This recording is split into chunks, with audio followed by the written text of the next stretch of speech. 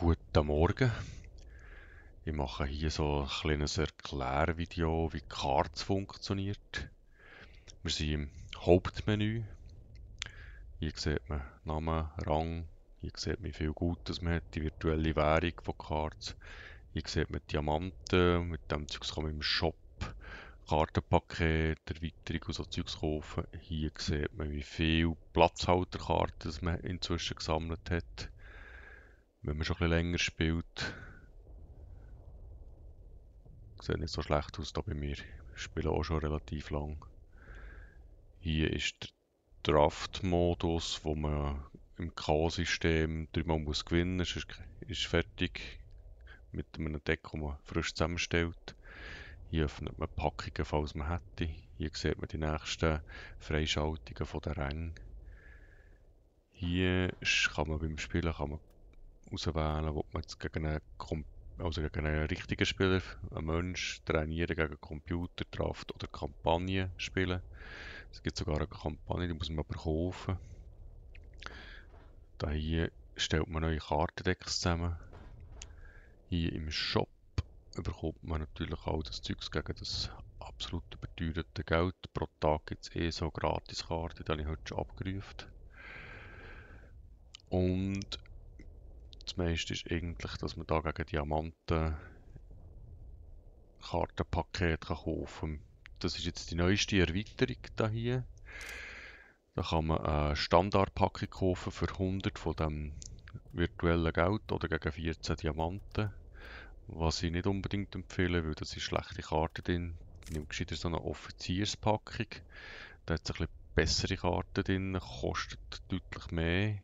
Aber wenn man Tagesmissionen erfüllt, hat man das irgendwie in einer Woche oder so einmal zusammen. Wir kaufen jetzt da mal so eine Packung und noch gerade eine zweite, um zu schauen, wie das geht. Die Packungen sind jetzt hier.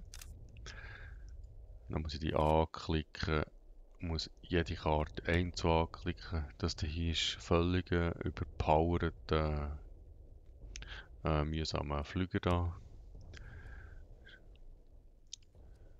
Und wenn man jetzt da Schwein hat, sind jetzt da Karten dabei, die man zum Beispiel selber noch gar nicht hätte. Dann muss man die nicht herstellen. Und meistens hat man Karten, die man sowieso schon hat. Außer man ist gerade ein neuer Spieler, der ist fast alles neu vermutlich. Gut, das gibt dann eigentlich hier bei dieser Kiste einen Fortschritt. Je mehr Kartenpakete und Zeugs, das man hat, füllt man die Kiste und irgendwie ist die Kiste voll, dann kann man es auftun. Dort hat es dann so Booster drin, Karten, Spezialkarten und Kartenpakete. Bei den Aufträgen da hat man 3 Plätze frei, also total. Pro Tag wird einer frisch gefüllt. Das heisst, wenn jetzt hier frei ist, wird der morgen gefüllt. Bedeutet, man müsste ich alle Tag mindestens schauen, dass einer frei ist, dass man am nächsten Tag einen neuen Auftrag bekommt. So ein Auftrag gibt 50 von dem virtuellen Geld. Ich kann einen pro Tag ablehnen. Wenn ich mehr als einen frei habe, heisst das nicht, dass ich nicht 2 bekomme, ich bekomme gleich alle Tag nur einen. Ich habe jetzt einen frei für morgen. Ich werde jetzt heute an dem und dem etwas machen. Und jetzt zeige ich mal, wie man das als Deck zusammenstellt. Da gehe ich hier auf Karten. Das sind meine vorhandenen Decks. Die sind alle spezialisiert. Also du kannst nicht irgendwie allgemein einfach so ein bisschen spielen, sondern du musst entweder auf Alpin setzen oder auf Befehle setzen oder auf Flüger setzen oder auf Artillerie setzen, irgendetwas. Aber sicher nicht einfach vor allem ein bisschen etwas. Das wird nicht funktionieren, man nicht auf dem Level, wo man da hier würde man noch sehen, was man jetzt neue Karten hätte da. Gut, ich tue jetzt mal so das Deck zusammenstellen. Also ich brauche Deutschland. Das sind meine 5 Hauptnationen. Ich habe total 40 Karten in so einem Deck haben. Und da ja mit Deutschland sollte ich Karten spielen, nehmen wir mal Deutschland.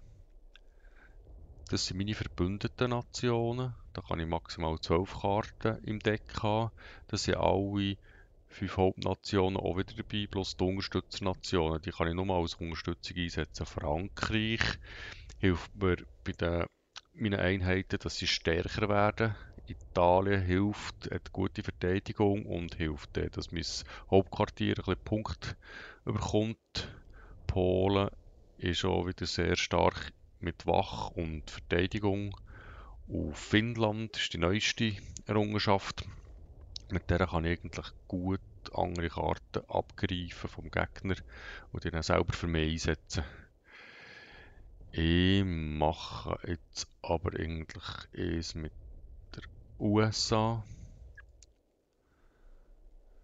Da hier könnte ich dann filtern nach Einsatzcredits. Also der braucht 0, der braucht 1, da könnte ich direkt dazu 7.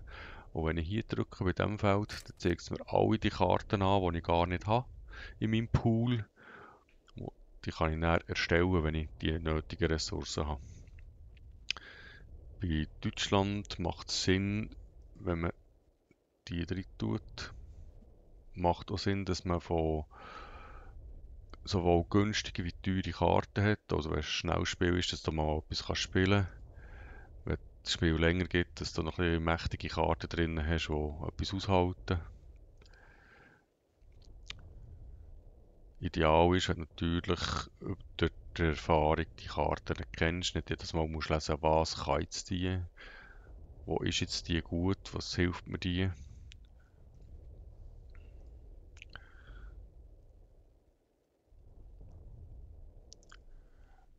Wir brauchen sicher so ein bisschen von denen hier. Die sind ganz gut, weil wenn ich die in der Zange drin habe, die zweite Einheit zum Beispiel die, dann macht jedes Mal die angreift, macht die +1/+1. Die hier hilft mir, dass alle, die innerhalb von der Zange sind, Plus machen, also +1/+1. Die hier tut alle feindlichen Funktionen unterdrücken, wenn ich mit der angreife. Die ist sehr mächtig, wenn man die gezielt einsetzen kann. Ich brauche einen Jäger, damit ich gegnerische Bomber blocken kann. Ich brauche noch schnell einen Panzer. Was brauche ich noch? Vielleicht diese da noch. Dass ich eine vernebelte Einheit zerstören kann, weil die kann ich sonst nicht angreifen.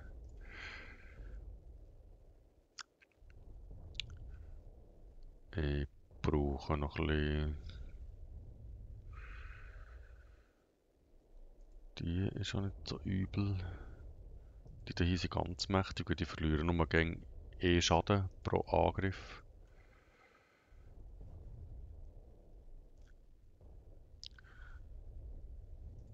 Der kann ich Einheit zurückgeben.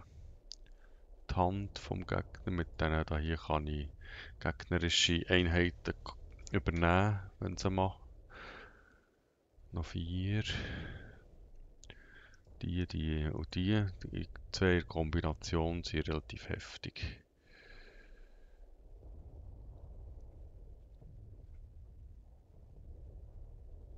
Von denen hier muss ich sicher auch noch 2 drin haben. Der muss rein.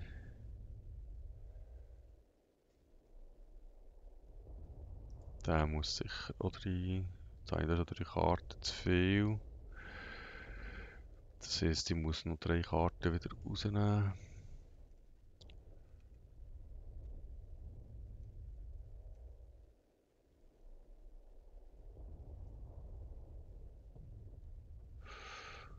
Was nehmen wir raus?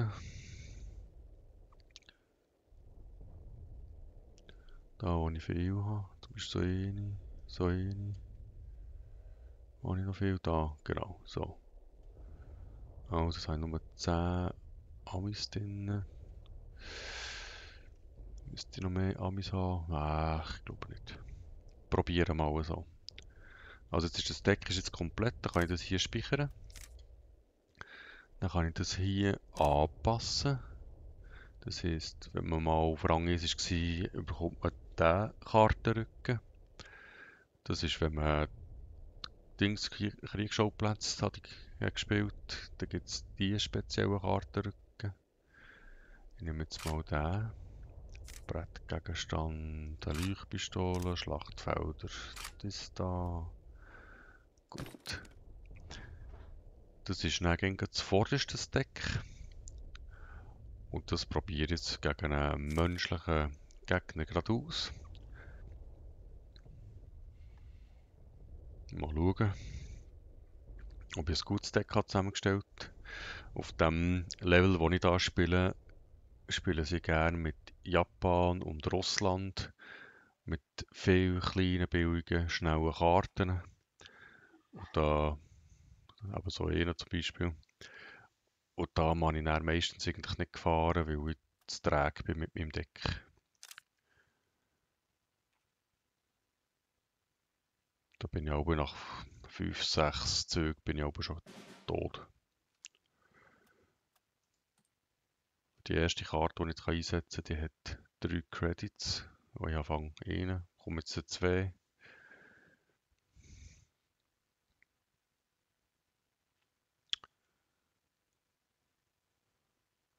Da, mein Gegner dürfte mal etwas machen.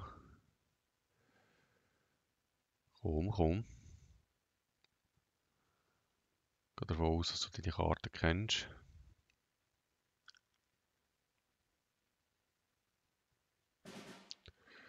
Er macht nichts, sehr speziell.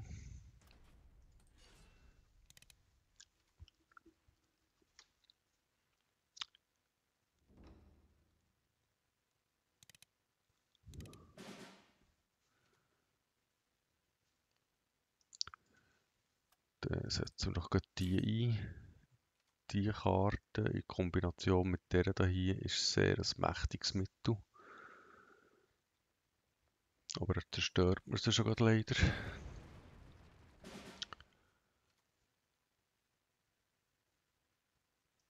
Dann bringen wir doch da mit Patzer.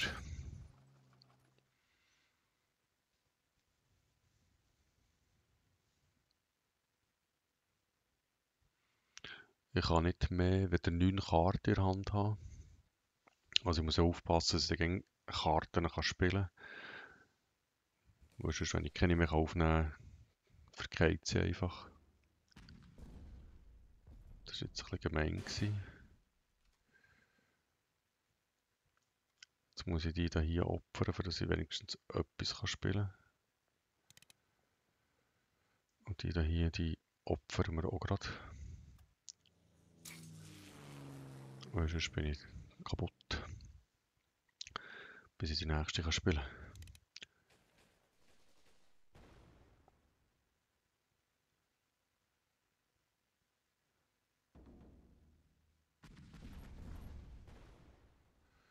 Sehr interessant gewesen jetzt gerade.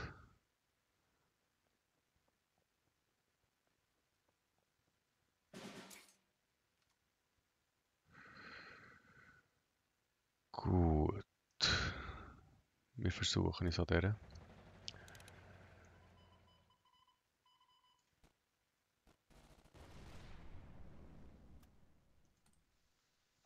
Wenn ich mit der einigermaßen zu Schlag komme, wäre die auch nicht so übel. Ah, machen wir die auch kaputt. Und dort haben wir einen heftigen Flüger.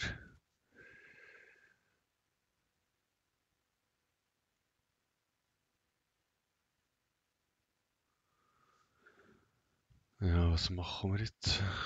Das Ding ist im Prinzip schon verloren.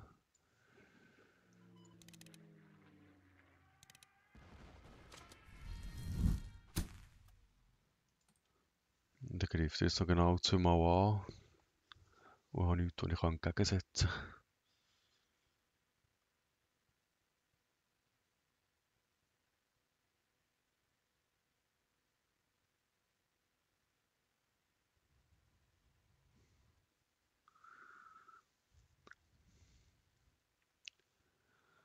Mal schauen, ob ich mich noch ein bisschen leiden oder ob er fertig macht.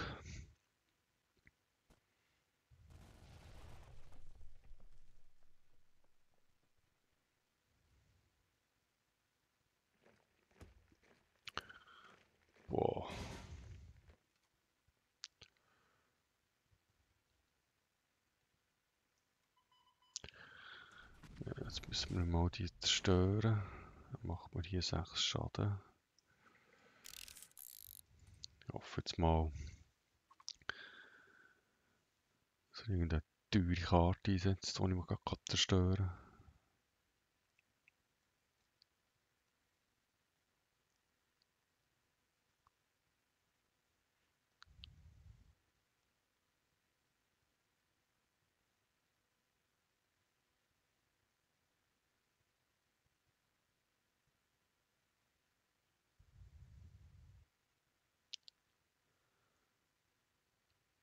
Die Karte ist schon enorm mächtig. Vor allem, wenn es noch Reihen im Deck haben von der.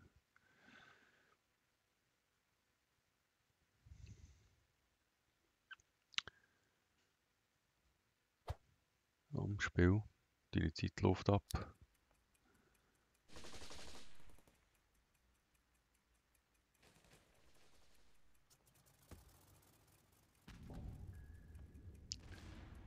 Ja.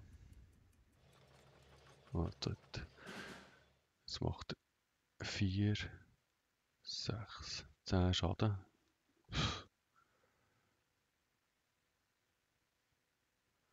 Das kann ich schon gar nicht mehr verhindern.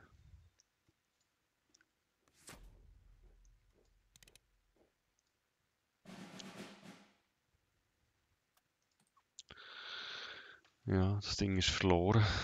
Wie so oft.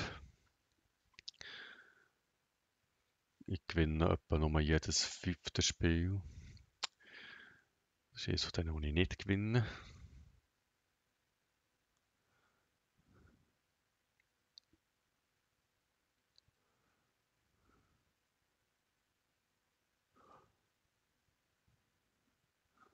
Auf was wartest du, Junge?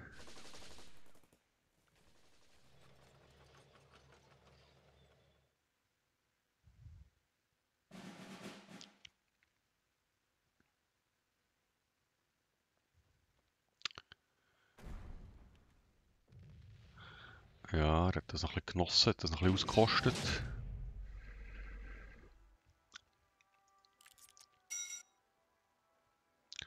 Jetzt hat er noch einen Aufstieg gemacht. Jetzt verliere ich gerade meinen Rang da. Wenn man bei Rangschwelle, also wenn man hier keine Sterne mehr hat, kann man 3-mal verlieren. Und dann wird man Rangs zurückgestuft. Dann verliert man jedes Mal 1 Stern, bis man wieder keine mehr hat.